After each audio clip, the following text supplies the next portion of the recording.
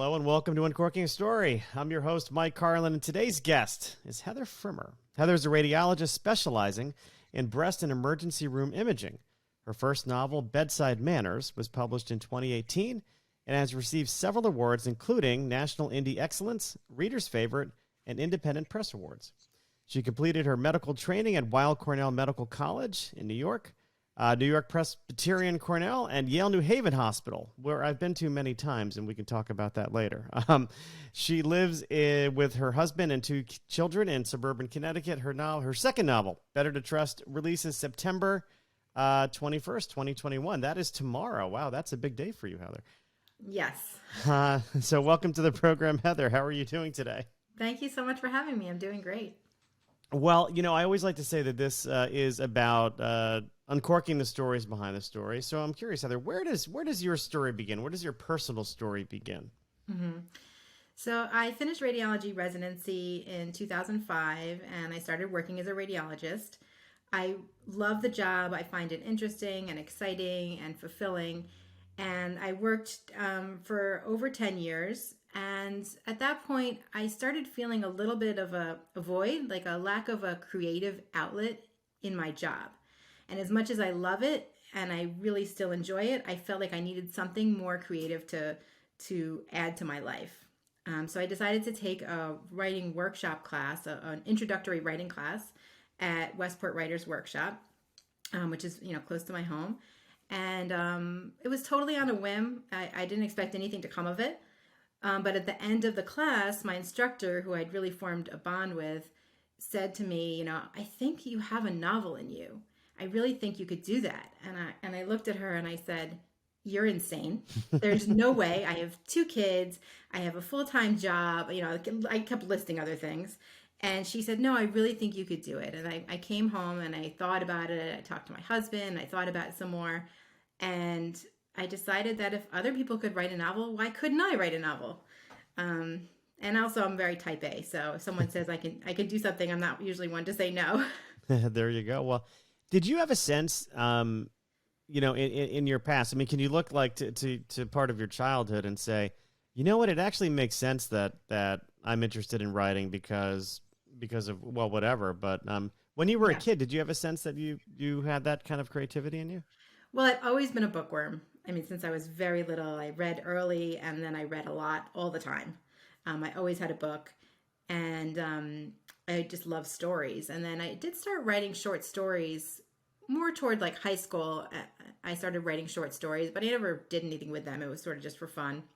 And then in college, I actually minored in English.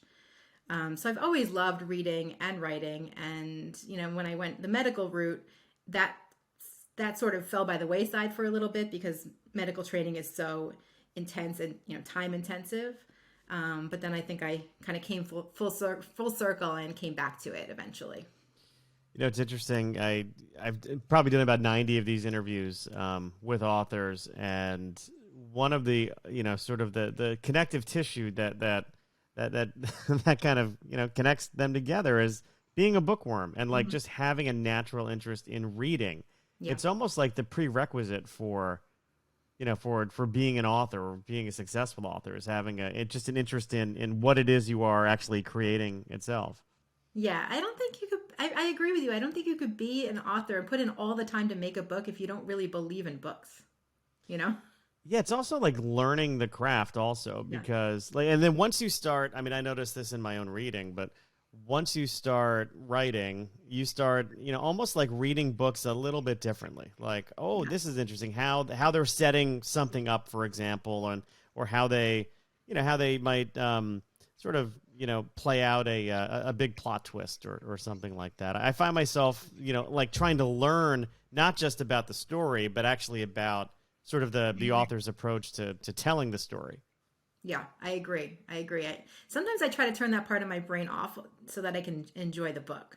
Because if I get too into the how did they do this, how did they phrase this, how did they structure it, sometimes it makes the reading experience not as much fun. That's true, right? It almost goes against like if you're trying to relax, and entertain yourself.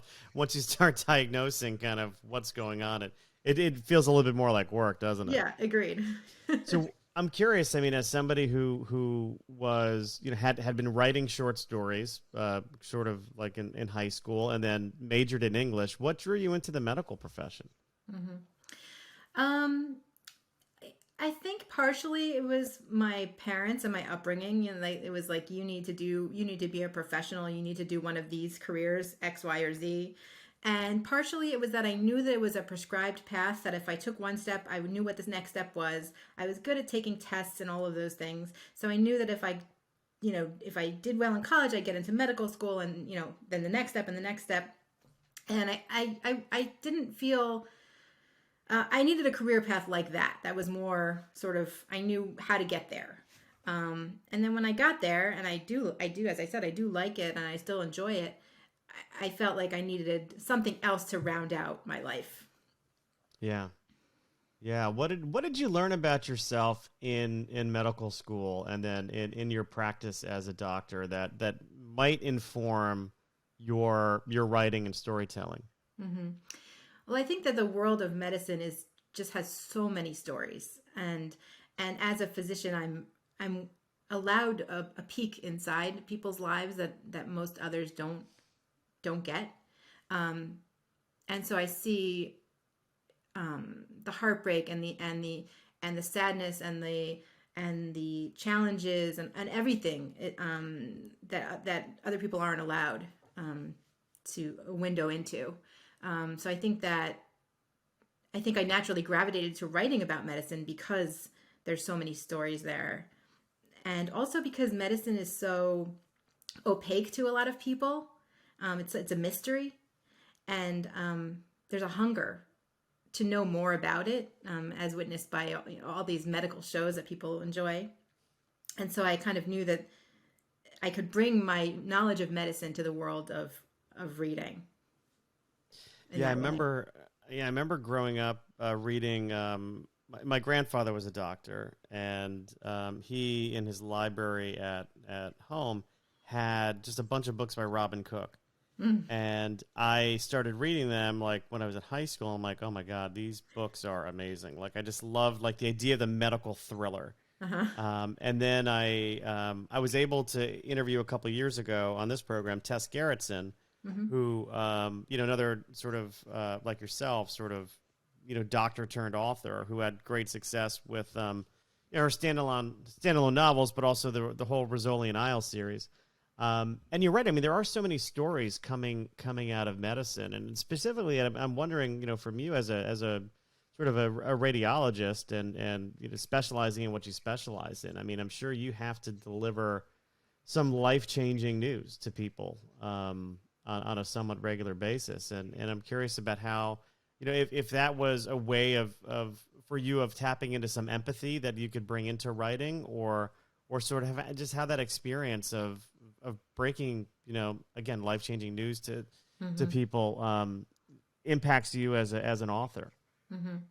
Yeah, I think that definitely did play into my writing for sure, and just being with people at that moment of crisis and shock, and any number of emotions could play in at a moment when someone is told that they have cancer.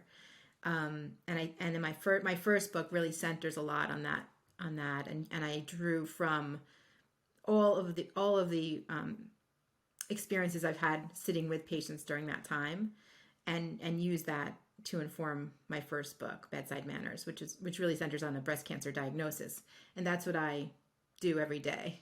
Yeah. Well, yeah, I want to talk about Bedside Manners because just kind of having read the background of it, I'm curious. I was curious to know like how your sort of role as a radiologist, impacted that book. But it sounds like you were at the Westport Writers Workshop, which is a tremendous resource for anybody living in or around Fairfield County. They are fantastic. I've been to a few events up there. But so what was the sort of, how did you start that book? I mean, did you start that book after your time at the, taking that class, and what was your approach to writing it and then getting it published? I would just want to echo what you said about the Westport Writers Workshop, because I would never have made it through 2 novels without that wonderful resource. So actually, after that first class that I took, my instructor, gave me the challenge to write a novel, and I accepted. And then I joined a manuscript class, which was like, you're writing a big project, and you're really going to bring in pages every single week and take feedback and make it better and bring them back. And so I started one of those classes, and it had like 4 or 5 or 6 people in it. And then I continued in that same class for years. I finished my first book. I started in 2014 and I finished it in 2017. It was published in 2018. So I really depended on that class to help me get it done, because with a full-time job and all the things that I have going on, and just finding it hard to get the words on the page, knowing that I had to bring in pages, made me sit in the chair and actually write. Yeah, it's that being accountable to other people almost. Yes. I mean, you have to be accountable to yourself, but when you're bringing it and sharing and Yes. Doing that kind of lights a fire under you a little bit. And as you were going through that process and you were getting feedback on your work and presumably giving feedback to other people as well, what was that like? I mean, in terms of sort of understanding criticism or taking criticism, was that hard? Was it hard at first, or what was it like? It was hard at first, and especially in the manuscript classes really are, very intense about making the book better and about like restructuring and even though people are usually very nice, there's a lot of constructive feedback. And for me, as someone who's always, done well in the academic realm, sometimes coming in and I'm like, oh, I got these great pages. And then I would hear all of these things like, well, the dialogue doesn't really work, or I'm not sure this character would really do that way, or whatever it might be, was really hard at first. And now I've kind of grown a thicker skin, and I'm more used to it. And I know that it's going to make my book better. And so I go in knowing that I'm going to get lots of feedback, and that's the way it is. And I'm going to take it, and I'm going to revise, and I'm going to revise again. And eventually I'll have a better book. Yeah, I mean, I and this, I don't mean this to sound sort of insensitive, but I like to think of, writing a book, publishing a book is almost like childbirth, because you've got to nurture it, Yeah. You've got to take care of it, you've got to deal with some negative things at times, Right. but there's pain involved in it as well, and some of that pain is, I mean, people tell me, you don't remember the pain. My wife remembers the pain. But we had triplets, so she definitely remembers the pain. But although actually the anesthesiologist might counter her remembering of the pain, because she was, I guess, pretty knocked out. But I was there; she was knocked out. But really, it's learning to take the criticism. I think is very hard for people, especially like you mentioned, sort of always having done well academically, and you could come into it by saying something like, oh God, how dare you not understand this dialogue, or how dare you not understand the intention I had when I was writing this. And that's right. The thing. It's like, well, we don't always know what the intention an author has is, but right. And you can have whatever intention you want, but if it doesn't come across on the page, then it's not working. Right. And there's really no way to know that until you pass it by somebody else, and specifically somebody who has no stake in the game of your success, Right. Yeah. Yeah. So Bedside Manners came out in 2018, and it won some awards. So tell me what that was like and how that felt. It was great. I mean, it was, I was very proud to release my debut novel, and then to have other people read it and think that it had something to say and that it was meaningful was really wonderful. But the best part, I think, of releasing Bedside Manners was when the breast cancer survivors would come up to me and say that they read the book and that they really appreciated seeing their story on the page, and that it resonated, and that it felt true to life, and that I captured the emotional experience. Because for me, that's like the highest praise. I haven't had breast cancer. I have no one in my family or close to me has had breast cancer, but I have obviously seen it a lot up close and personal in my day job. And to know that I really was able to somehow translate the experience into the story really meant a lot. Yeah. So hearing from those survivors that Mm-hmm. they felt like you did something that moved them, Right. Yeah. and that felt true. So And when better did than you any award. better than any award? Well, there Right. you go. Right. That's yeah, that I can imagine that to be true. So let's talk about Better to Trust and sort of tell me a little bit about what this book is about. And I know it Mhm. is being released tomorrow. Yes. Tell me about this story and how it came to you. So, I after I finished Bedside Manners, or after I decided to publish it, and I wanted to write something new, I kind of was looking around for stories everywhere, just keeping my ears open.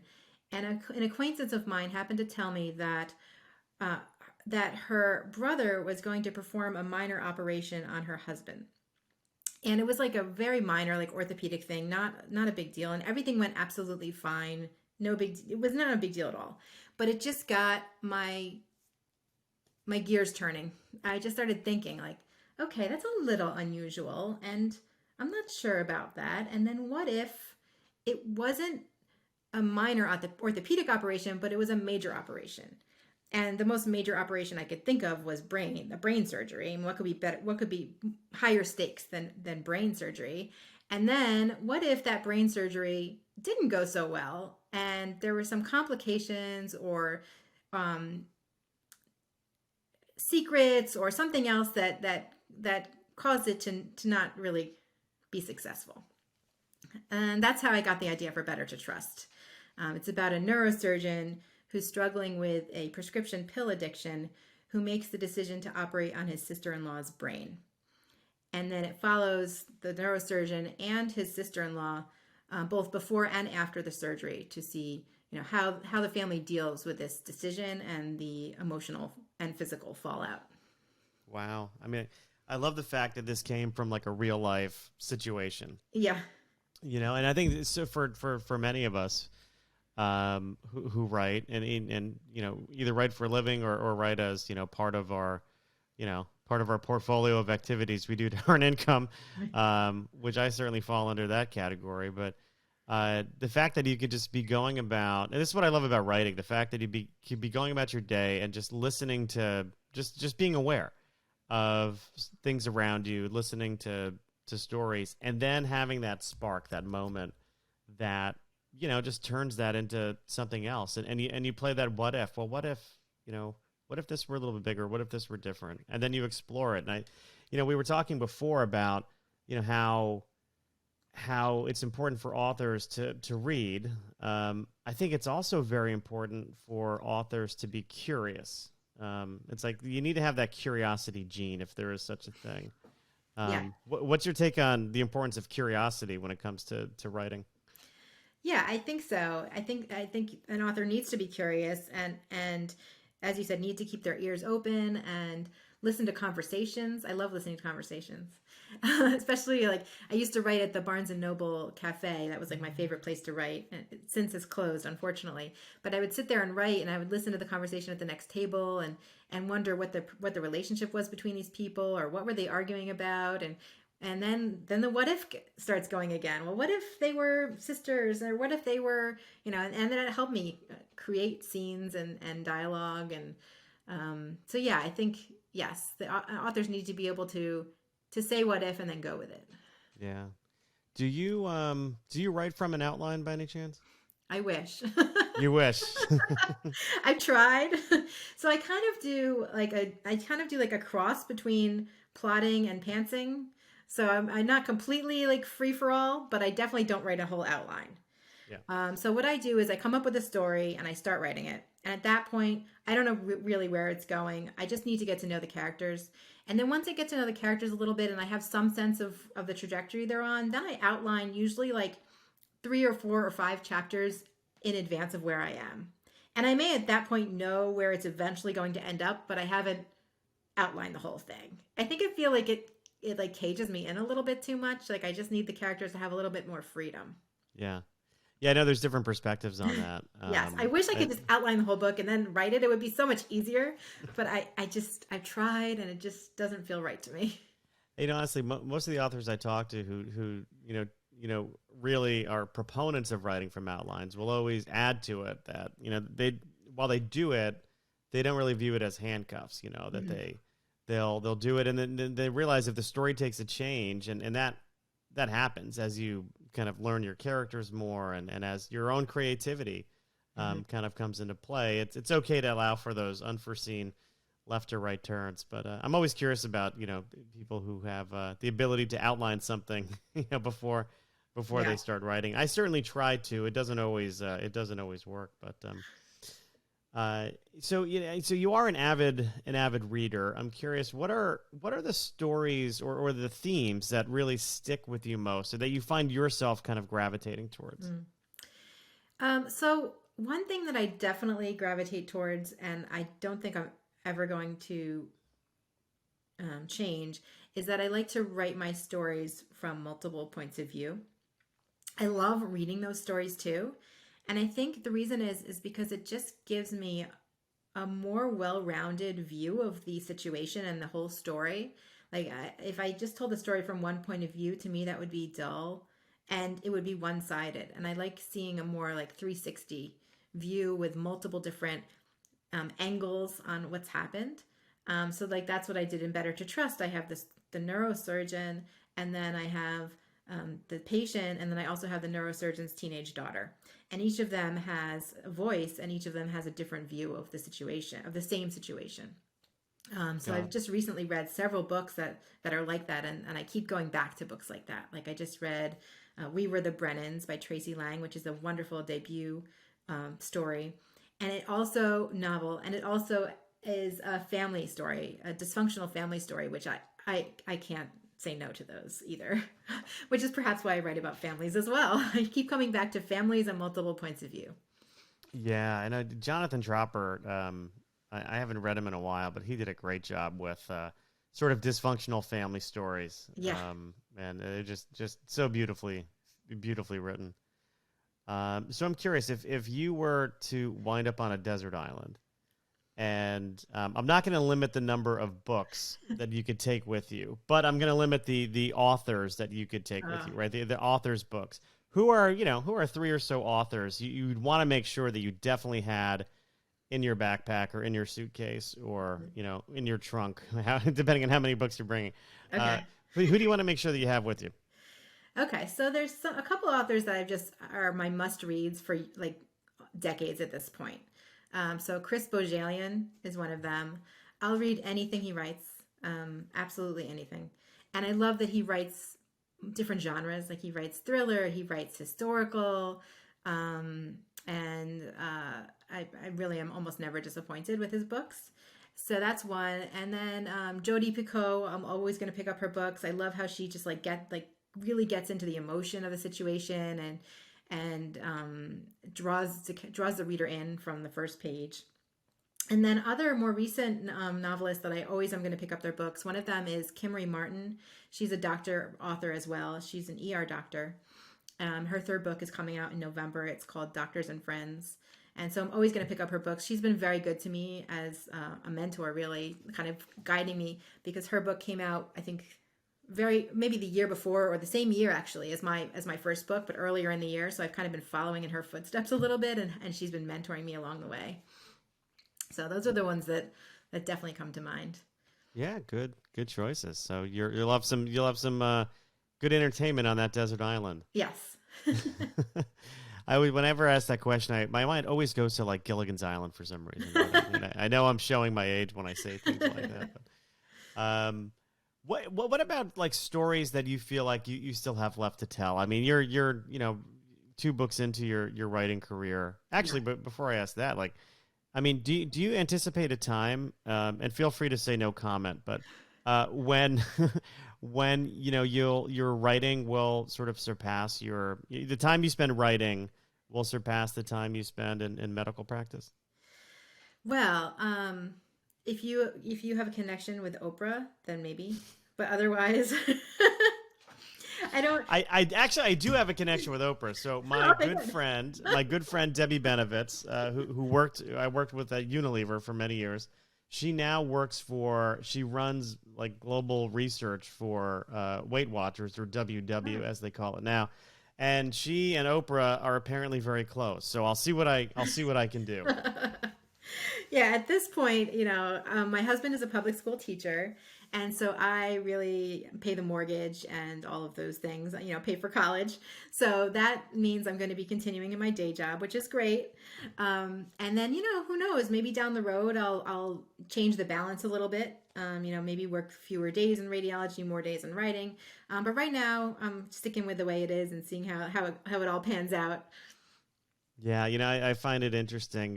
Just having interviewed so many authors, everyone, from very big names to to independently published people to people who are sort of still straddling the day job writing thing. And the past couple of people I've interviewed, I interviewed a guy named David Yoon, whose book version 0 just came out this past summer, and he was talking because his wife is also an author. I love her books too. Yeah, and he was just telling me about the moment when she felt comfortable. I guess she worked in finance, if my memory serves, but when she felt comfortable sort of quitting her job and writing full time, and then he did sort of the same thing. And obviously, there's a lot of risk associated with that, but I think I'm kind of like you. It's like we're a single income household here. I have 3 kids in college, and I don't see myself hanging up my sort of marketing consultancy anytime soon to write. I would love to, but it's one of those practical. But the funny thing is also, I'm not sure I would be successful doing it, doing writing full time, because for me, some of the way I get things done is just by being busy. Like if I know I only have 1 or 2 hours to write, then I'll crank out some words in those 1 or 2 hours. But if I have a full day, I'm not sure if it would work that well. Interesting. Yeah, that's interesting. So it's almost like, you can be as productive as you are because you have to be, versus if you have too much white space or free time, then, I actually have a physician author friend. She had a very successful book, and she left her practice and to write full time, and she really did have the problem I'm worried about. She sat there and looked at the blank screen for the full day. Oh wow, that's interesting. Yeah, interesting. Well, as we kind of wrap up here, I'm curious about advice you would give your younger self. So if you could write a letter to your younger self, to that younger person, and you could pick the age. I'm thinking. You mentioned you felt at one point that you had to have, your parents put a little bit of pressure on you and that you had to make a decision. But, if you could write to yourself at any age, some advice, knowing what you know now, what would you tell, the younger Heather? Mm-hmm. My main thing I would say to myself is don't be afraid of imposter syndrome. You're not an imposter. You're a writer if you write words onto the page. And I think that a lot of times I feel or have felt like I'm not really an author, or like my first book was published by a hybrid press, so I'm not really a writer yet. And my second book is published by an indie press, so I'm not really there yet. Well, I'm there. I wrote 2 books and I'm writing more books, and I have to stop putting myself down. I think that's very important for a lot of independent authors to hear, because there is, and I think the stigma was probably worse 10 or 15 years ago than maybe it is now. Yeah. But if you're writing, something that you're proud of, and regardless of how it gets out there, and other people are reacting to it and showing their appreciation for what you've done, then, you're not an imposter. You're doing it. Right. I'm the real deal. You're the real deal. You're the real deal. Well, speaking of the real deal, tell us about when. So this book is coming out tomorrow. Yeah. And do a little sales pitch. Where can people pick it up starting tomorrow? So starting tomorrow, you can purchase the book anywhere books are sold: Amazon, Barnes and Noble, etc., indie bookshops. There's going to be a launch party at the Westport Library tomorrow, Tuesday, 21st at 7 p.m. So people are welcome to join virtually or in person as well. Very good. The Westport Library. I used to work in Westport, and I used to go there on my lunch breaks every now and then. It's 'Cause beautiful. It's been redone the past couple of years. Yeah, I've heard that. Yeah, I really. haven't been up there in a while. I haven't really left Stamford that much. I live in Stamford, but Right. I haven't really left Stamford in a while since COVID. Although I tell you what, last night I did take a big chance. And as a physician, you might slap my hand, but a friend of mine invited me to a little rock and roll show in New York City last night. So I went to Irving Plaza and saw Tesla. Oh, wow. Not the car, but the 80s hair band. And fortunately, I wore earplugs because we were like right next to a speaker, and I would have been deaf, and I wouldn't have been able to hear a word you said this morning, Heather. But I did leave Connecticut yesterday to go to New York City. It must have felt strange. I was not comfortable. I'll be honest with you. We were all packed into this like club, and in addition to my earplugs, I had my mask on because I was like, and nobody else did. So I don't know what. I am just saying a prayer that nothing bad happened. But they were checking vaccination cards at the door. So That's good. fingers crossed on that one. Exactly. Silly me. But Heather, thank you so much for taking the time to join me here on Uncorking a Story. I wish you all the best with the launch of Better to Trust and your launch party tomorrow. Thank you so much for having me.